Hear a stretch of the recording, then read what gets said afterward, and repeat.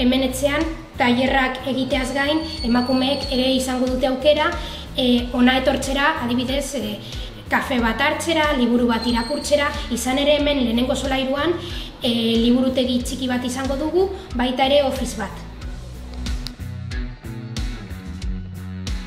Pentsatu izan dugu, hemen dauden liburuaz gain, emakumeek nahi badute, beraien etxetik liburu eduki feminista daukaten liburuak ekartzea eta interkambioren bat egitea.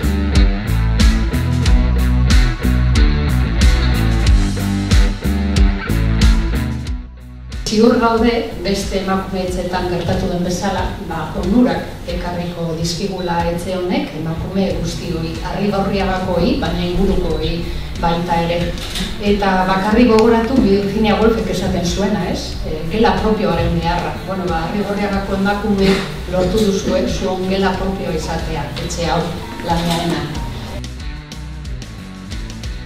A todas ellas que un día tuvieron que esconderle su luz para sobrevivir. Ahora a ellas me abrazo, porque la luz que brilla tanto que nadie pueda apagarla jamás.